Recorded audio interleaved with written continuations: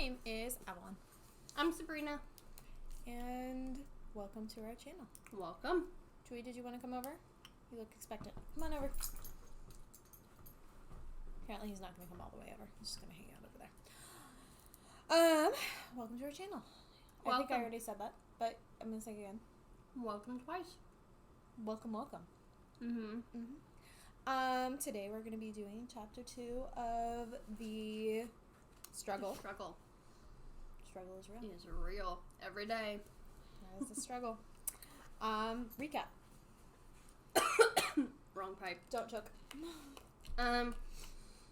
Basically in the last chapter, it was just a bunch of Damon and Elena talking. Well, more Damon tantalizing Elena to change her into a vampire than anything else. And we believe that it's because it's a game for Damon to get back at Stefan, to hurt him in the most worst possible way, because he feels that once Elena's a vampire, she's no longer desirable because her soul has been tarnished, basically. Yep.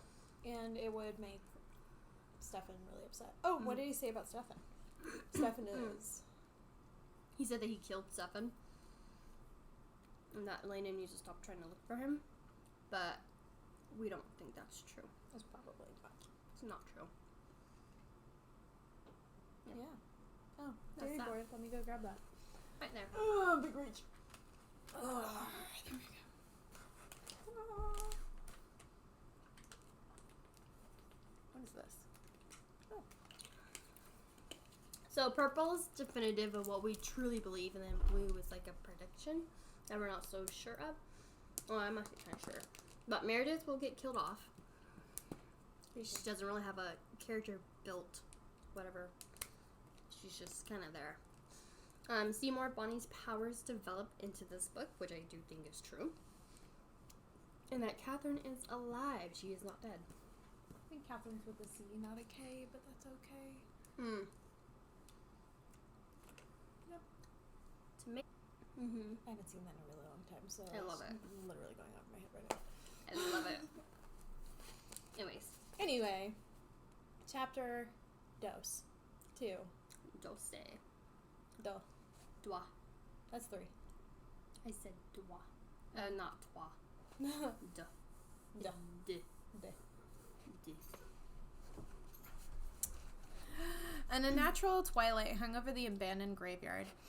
Snow blurred Elena's eyes, and the wind numbed her body as if she had stepped into the current of ice water. And somebody's at the door, so I think I'm going to pause it, and we'll come right back. Go ahead. Whoop. Hi again. Hey. That was unexpected. Yes. Very unexpected visitor. But now Chewy has joined us. And we are ready to go. Yes. I feel like I should be like, and now we're ready to go. Here is your sleep story for tonight. Yep. An unnatural twilight hung over the abandoned graveyard. No, I'm just kidding. I'll read normal. Snow blurred Elena's eyes, and the wind numbed her body as she stepped into the current of ice water. Nevertheless, stubbornly, she did not turn around towards the modern cemetery and the road beyond it. As best she could judge, Wickery Bridge was straight in front of her. She headed for that. The police had found Stefan's abandoned car by Old Creek Road, which meant he had left it somewhere between Drowning Creek and the woods. Elena stumbled on the overgrown path toward the graveyard, but she kept moving, head down, arms hugging her tight sweater to her. She had known this graveyard all her life, and she could find her way through it blind. By the time she crossed the bridge, her shivering had... Make it very hard to turn the page, dude. Become painful. Does shivering become painful? I feel like it can. I feel like hiccups can, but I'm not sure if you want to read for me now. My shivers did after I got my second shot. I had violent shivers. Oh. Like chills. Thanks for making me feel good about that, because I'm getting my second shot Sunday. On Sunday? I'm getting it on Sunday, which means Monday I have to go to work with that. I thought she was allowing people to call out. Yes and no. Because of the having to take time off for the motorcycle accident. Yeah, I don't know if I can. I don't know. We'll see. Anyway. It wasn't snowing as hard now, but the wind was even worse. It cut through her clothes as if they were made of tissue paper and took her breath away. Stefan, she thought, had turned into Old Creek Road, trudging northward. She didn't believe what Damon had said. If Stefan were dead, she would know. He was alive somewhere, and she had to find him. He could only be anywhere out in the swirling whiteness. He could be hurt, freezing. Dimly, Elena sensed that she was no longer rational. All of her thoughts had narrowed down to one single idea: Stefan. Find Stefan. It was getting harder to keep to the road. On her right were oak trees, and on her left, the swift waters of the drowning creek. She staggered and slowed. The wind didn't seem quite so bad anymore, but she did feel very tired. She needed to sit down and rest for just a minute. As she sank down beside the road, she suddenly realized how silly she had been to go out searching for Stefan. Stefan would come to her. All she needed to do was sit here and wait. He was probably coming right now. Elena shut her eyes and leaned her head against her drawn up knees. She felt much warmer now. Her mind drifted, and she saw him smile at her. His arms around her were strong and secure, and she relaxed against him, glad to let go of fear and tension. She was home. She was where she belonged. Stefan had never let anything hurt her. But then, instead of holding her, Stefan was shaking her. He was ruining the beautiful tranquility of her rest. She saw his face, pale and urgent, his green eyes dark with pain. She tried to tell him to be still, but she wouldn't listen. "Elena, get up," he said. She let out the compelling force of those green eyes, willing her to do it. "Elena, get up. Elena, get up." The voice was high and thin and frightened. "Elena, get up. Get up. We can't carry you." Blinking, Elena saw a face into focus. It was small and heart-shaped, with fair, almost translucent skin framed with a mass of red curls. Wide brown eyes with snowflakes caught in the lashes stared worriedly into hers. "Bonnie?" she said slowly. "What are you doing here?" "Helping me look for you," said the second, lower voice on Elena's other side. She turned to see elegantly arched eyebrows and olive complexion. Meredith's dark eyes, usually so ironic, were now worried too. "Stand up, Elena, unless you want to become an ice princess for real." There was snow all over her like a white fur coat. Stiffly, Elena stood leaning against the two girls, and they walked over to Meredith's car. It should have been warmer inside the car, but Elena's nerve endings were coming back to life, making her shake, telling her how cold she really was. Winter is an unforgiving season, she thought as Meredith drove. "What's going on, Elena?" said Bonnie from the back seat. What did you think you were doing, running away from school like that? And how could you come out here?" Elena hesitated and shook her head. She wanted nothing more than to tell Bonnie and Meredith everything, to tell them the whole terrifying story about Stefan and Damon and what had really happened last night to Mr. Tanner and about after. But she couldn't. Even if they would believe her, it wasn't her secret to tell. "Everyone's out looking for you," Meredith said. "The whole school's upset, and your aunt is nearly frantic." "Sorry," said Elena, dully, trying to stop her violent shivering. They turned onto Maple Street and pulled up to the house. Aunt Judith was waiting inside with heated blankets. I knew if they found you, you'd be half frozen," she said, in a determined, cheerful voice, as she reached for Elena. Oh my gosh, I'm having issues reading again. "Snow on the day after Halloween? I can hardly believe it. Where did you girls find her?" "On Old Creek Road, past the bridge," said Meredith. Aunt Judith's thin face lost color. "Near the graveyard? Where the attacks were? Elena, how could you?" Her voice trailed off as she looked at Elena. "We wouldn't say anything more about it right now," she said, trying to regain her cheerful manner. "Let's get out of those wet clothes." "I have to go back once I'm dry," said Elena. Her brain was working again, and one thing was clear: she hadn't really seen Stefan out there. It had been a dream. Stefan was still missing. "You have to do something of... You will do nothing of the kind," said Robert, Aunt Judith's fiancé. Elena had scarcely noticed him standing off to one side until then, but his tone brooked no argument. "The police are out looking for Stefan. You leave them to their job," he said. "The police think he killed Mr. Tanner, but he didn't. You know that, don't you?" As Aunt Judith pulled off the sodden outer sweater off. Elena looked from one face to another for help, but they were all the same. "You know he didn't do it," she repeated almost desperately. There was a silence. "Elena," Meredith said at last, No one wants to think he did, but, well, it looks bad. He's running away like this. He didn't run away. He didn't. He didn't. Elena, hush, said Aunt Judith. Don't get yourself worked up. I think you must be getting sick. It was so cold out there, and you only got a few hours of sleep last night. She laid a hand on Elena's cheek. Suddenly it was too much for Elena. Nobody believed her, not even her friends and family at that moment. She felt surrounded by enemies. I'm not sick, she cried, pulling away. And I'm not going crazy either, whatever you think. Stefan didn't run away, and he didn't kill Mr. Tanner, and I don't care if none of you believes me. She stopped choking. Aunt Judith was fussing around her, hurrying her upstairs, and she let herself be hurried. But she wouldn't go to bed when Aunt Judith suggested she might be tired. Instead, she had warmed up. She sat by the living room couch by the fireplace, her blankets heaped upon her. The phone rang all afternoon, and she heard Aunt Judith talking to friends, neighbors, and the school.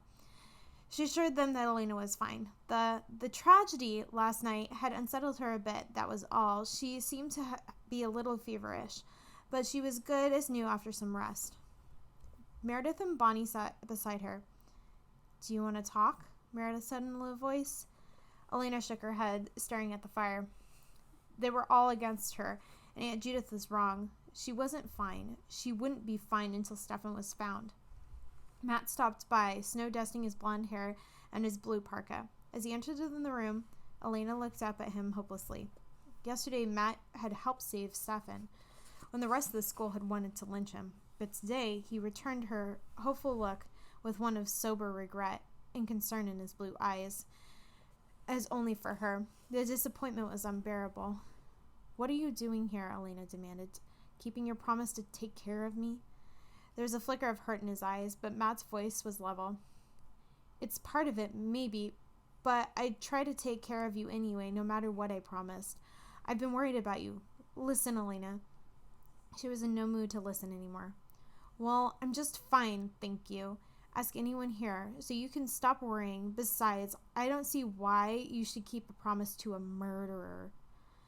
Startled, Matt looked at Meredith and Bonnie. Then he shook his head hopelessly. You're not being fair. Elena was in no mood to be fair either. I told you, you can stop worrying about me and all about my business. I'm fine, thanks. The implication was obvious. Matt turned towards the door just as Aunt Judith appeared with sandwiches. Sorry, I've got to go, he muttered, hurrying to the door. He left without looking back. Meredith and Bonnie and Aunt Judith and Robert tried to make conversation while they ate an early supper by the fire. Elena couldn't eat and couldn't talk. The only one who wasn't miserable was Elena's little sister, Margaret. With 4-year-old optimism, she cuddled up next to Elena and offered her some Halloween candy. Aww, this is so cute. I love little kids. Yeah. Elena hugged her sister hard, her face pressed into Margaret's white blonde hair for a moment. If Stefan could have called to her or gotten a message to her, he would have done it by now. Nothing in the world would have stopped him unless he were badly hurt or trapped somewhere, or...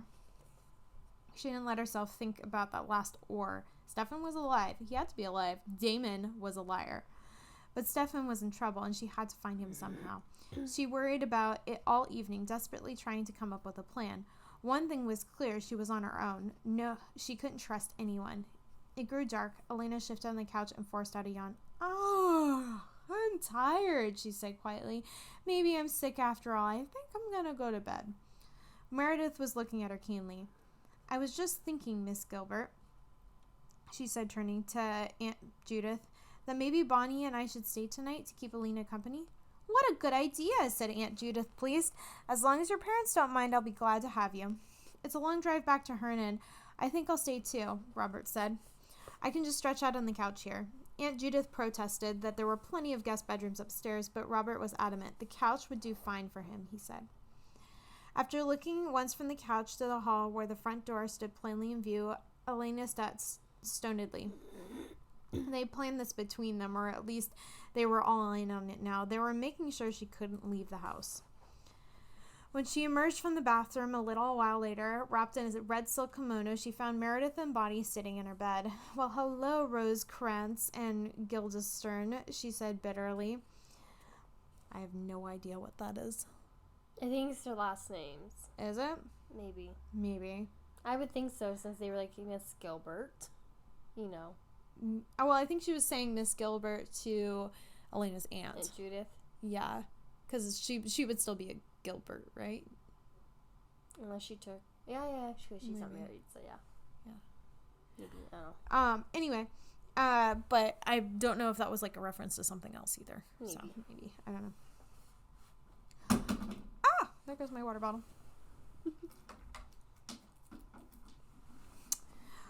Bonnie, who had been looking depressed, now looked alarmed. She glanced at Meredith doubtfully. She knows who we are. She means she thinks that we're spies for her aunt, Meredith interrupted. Elena, you should realize this isn't so. Can't you trust us after all? I don't know, can I? Yes, because we're your friends. Before Elena could move, Meredith jumped off her bed and shut the door.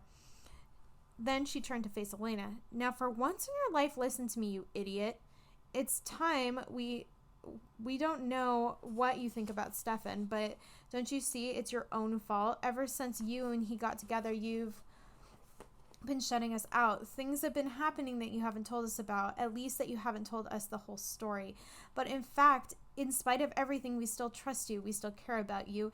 We're still behind you, Elena, and we want to help. And if you can't see that, then you are an idiot. Slowly, Elena turned from Meredith's dark, intense face to Bonnie's pale one. Bonnie nodded. It's true, she said, blinking hard, as if keeping back tears. Even if you don't like us, we still like you. Elena felt her own eyes fill with and her stern expression crumble. Then Bonnie was off the bed, and they were all hugging, and Elena found that she couldn't help the tears that slid down her face. I'm sorry if I've been talking to you. I'm sorry if I haven't been talking to you, she said. I know that you don't understand, and I can't even explain why I can't tell you everything, but I just can't. But there's one thing I can tell you. She stepped back, wiping her cheeks and looking at them earnestly. No matter how bad the evidence looks against Stefan, he didn't kill Mr. Tanner. I know he didn't because I know who did. And it's the same person who attacked Vicky and the old man under the bridge. And she stopped and thought a moment. Oh, and Bonnie, he killed Yangzi too.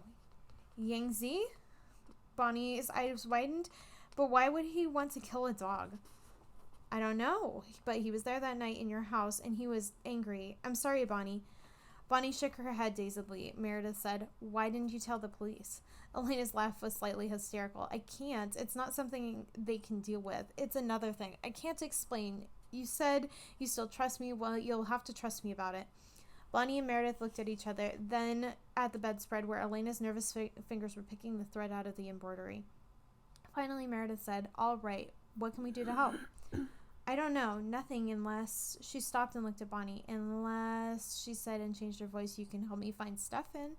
Bonnie's brown eyes were genuinely bewildered. Me? But what can I do? Then at Meredith's indrawn breath, she said, Oh. You know where I was that day at the cemetery, said Elena, and you predicted Stefan's coming to school. I thought you didn't believe in all that psychic stuff, said Bonnie weakly. I've learned a thing or two since then. Anyway, I'm willing to believe in anything if it'll help me find Stefan, if there's even a chance it will help. Bonnie was hunching up as if trying to make her teeny form as small as possible. Elena, you don't understand, she said wretchedly. I'm not trained. It's not something I can control, and it's not a game, not anymore. The more you use those powers, the more they use you. Eventually, they can end up using you all the time, whether you want it or not. It's dangerous. Elena got up and walked to the cherry wood dresser, looking down at it, without seeing it. At last she turned. You're right, it's not a game, and I believe you about how dangerous it can be, but it's not a game for Stefan either, Bonnie. I think he's out there terribly hurt, and there's nobody to help him, nobody even looking for him except his enemies. He may be dying right now. He may even be... Her throat closed. She bowed her head over the dresser and made herself take a deep breath, looking to steady herself. When she looked up, she saw Meredith looking at Bonnie. Bonnie straightened her shoulders, sitting up as tall as she could. Her chin lifted and her mouth set. In her normally soft brown eyes, a grim light shone, and they met Elena's. We need a candle, was all she said. The match rasped, and the sparks flew in the darkness, and then the candle flame burned strong and bright. It lent a golden glow to Bonnie's pale face as she bent over it. I'm going to need both of you to focus, she said. Look into the flame and think about Stefan. Picture him in your mind. No matter what happens, keep on looking at the flame. And whatever you do, don't say anything. Elena nodded, and then the only sound in the room was soft breathing. The flame flickered and danced, throwing patterns of light over the three girls cross-legged around it. Bonnie's eyes closed, was breathing deeply and slowly like someone drifting into sleep. Stefan thought Elena gazing into the flame, trying to pour all her will into the thought. She created him in her mind, using her senses, conjuring him to her. The roughness of the woolen sweater under her neck, the smell of his leather jacket, the strength of his arms around her. Oh, Stefan. Bonnie's lashes fluttered, and her breathing quickened like a slumberer having a bad dream. She resolutely kept her eyes on the flame. But when Bonnie broke the silence, a chill went up her spine. At first, it was a moan, the sound of someone in pain. Then as Bonnie tossed her head back, breathing came in short bursts. It came in words. Alone, she said, and stopped. Elena's nails bit into her hand. Alone, in the dark, said Bonnie. Her voice was distant, tortured.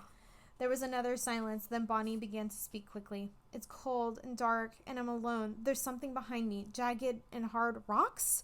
They used to hurt, but not now. I'm numb from the cold, so cold. Bonnie twisted as if trying to get away from something, and then she laughed, a dreadful laugh, almost like a sob. That's funny. I never thought I would want to see the sun so much.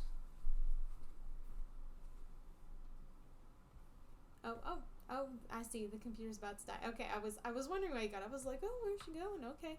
All right. I feel so lonely. All by myself. At 2%. It's like, whoa. We getting close. Okay. Elena felt something.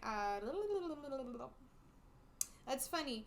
I never thought I wanted to see the sun so much, but it's always dark in here and cold. Water up to my neck, like ice.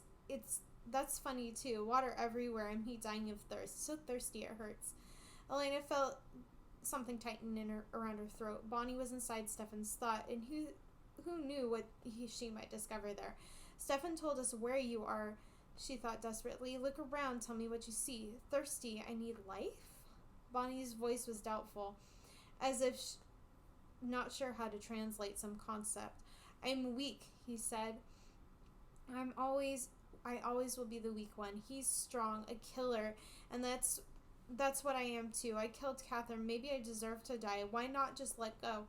No, Elena said before she could stop herself. In that instant, she forgot everything about Stefan's pain. Stefan! Elena, Meredith cried, as sharp at the same time, but Bonnie's head fell forward. The flow of words cut off. Horrified, Elena realized what she had done. Bonnie, are you all right? Can you find him again? I didn't mean to. Bonnie's head lifted. Her eyes were open now, but they looked at neither the candle nor Elena. They stared straight ahead, expressionless. When she spoke, her voice was distorted and Elena's heart stopped. It wasn't Bonnie's voice, but the voice Elena recognized. She had heard it coming from Bonnie's lips once before in the graveyard. Elena, the voice said, don't go to the bridge. It's death, Elena. Your death is waiting there. Then Bonnie slumped forward. Elena grabbed her shoulders and shook. Bonnie! She almost cried. Bonnie! What? Oh, don't let go. Her voice was weak and shaken, but it was her own. She still bent over. She put her hand on her forehead. Bonnie, are you all right? I think so. Yeah, that was so strange. Her voice sharpened, and she looked up blinkingly. What was that, Elena, about being a killer? You remember that? I remember everything. I can't describe it. It was awful, but what did it mean? Nothing, Elena said. He's hallucinating, that's all. Meredith broke in. He? Then you really think she turned into Stefan? Elena nodded, her eyes sore and burning, and she looked away. Yes, I think that was Stefan. It had to be. And I think she told us where he is, under Wickery Bridge in the water. That was actually really eventful. Yeah, it was very eventful. There was a lot of stuff. So we got some witchy woo. Some more witchy woo, like we thought. Jeez. So. I think we should put that back on the table just because I don't want it to be all staticky from us moving around. What do you think? No. Okay. All right. just adjusting, that's all. Okay, all right. I feel like I should put like a little eyeball on it because it's like I was know, thinking that too. it looks like a little eyeball. I was thinking that too. So always watching me. So we got some witchy woo from Bonnie. So, Which I knew was gonna happen. So, but we don't know what keeps overtaking her. Like when... And telling people that they're gonna die. Yeah. She's very ominous. Very. Meredith, you're gonna die young, and Elena, Don't go to the bridge. You're gonna die. That's right. Your death awaits you at the bridge. That's, Yeah. Anyways. We know that Stefan's still alive. Yes. And he's under the bridge.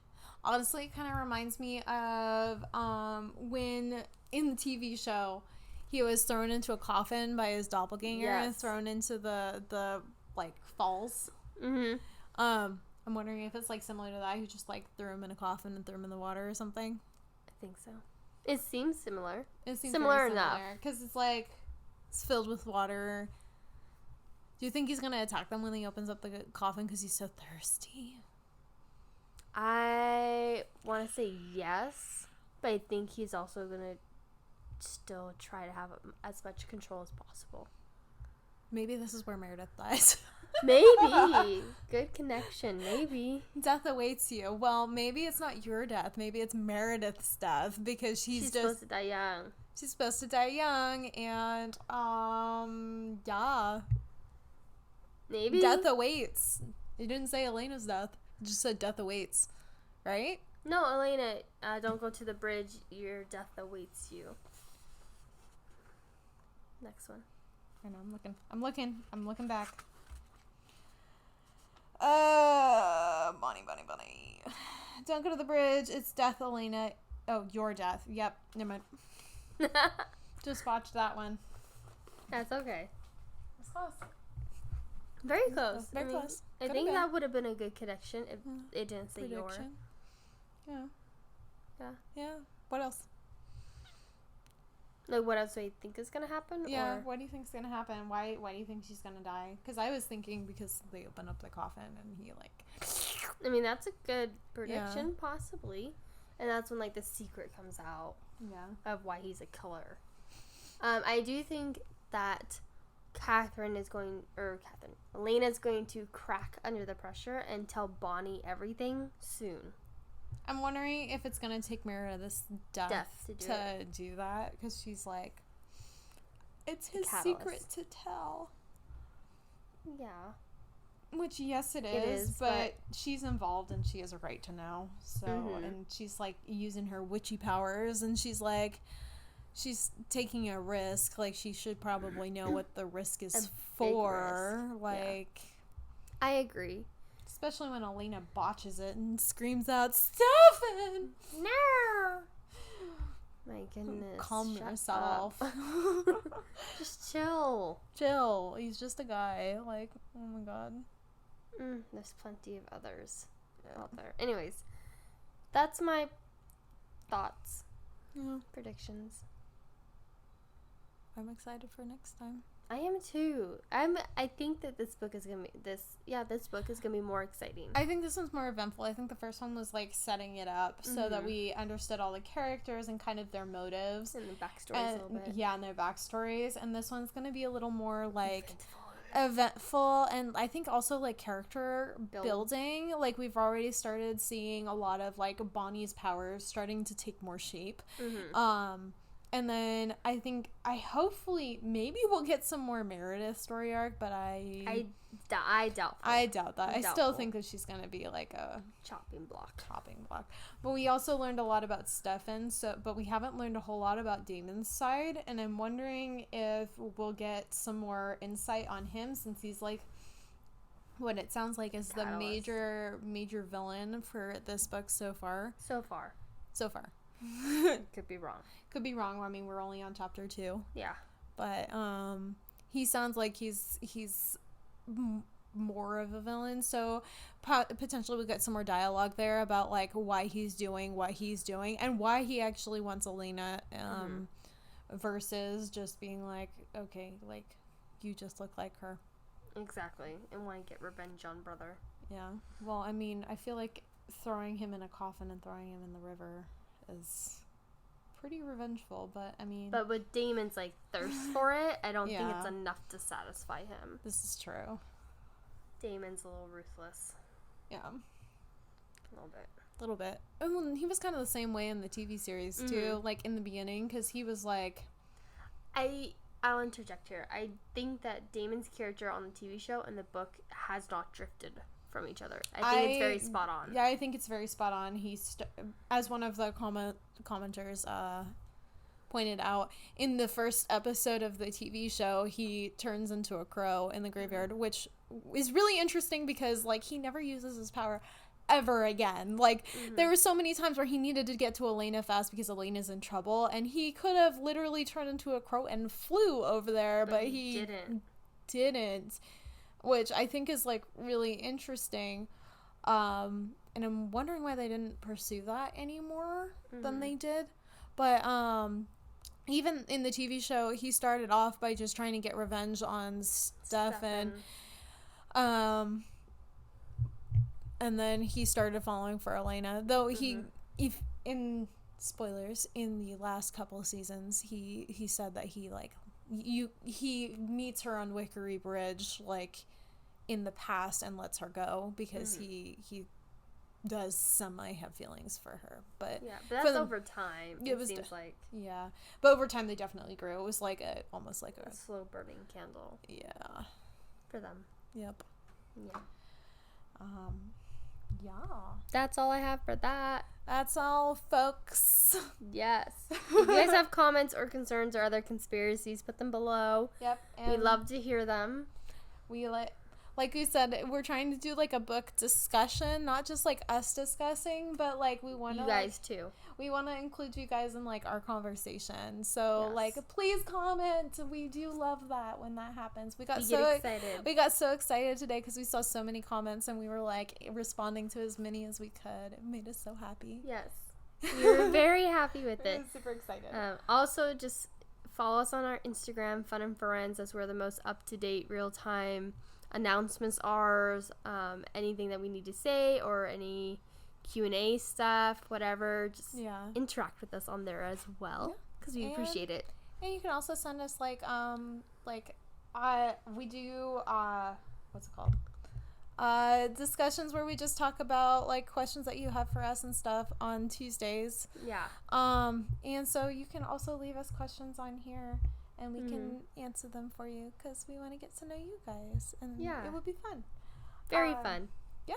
I think on the show we were talking about how when I got married, we did, like, a lightsaber battle for, like, our first dance and stuff. And, like, more nerdy, fun stuff that we like. Our nerdy side. Yeah, our nerdy side. So you get to, like, know us more than just, like, Vampire Diaries. Yeah, but Beyond the Book. Beyond the Books. Should be the title. What? Beyond the books? Should we change it to instead of Tuesday Talk or whatever, Talk Show Tuesday, we could just call it Beyond the books. I love it. Should we change it? Yes, okay. We're changing it. We're changing it. Changing. I love it. Okay. Anyways. All right. Well, we will see you guys on Monday. Yeah. Bye.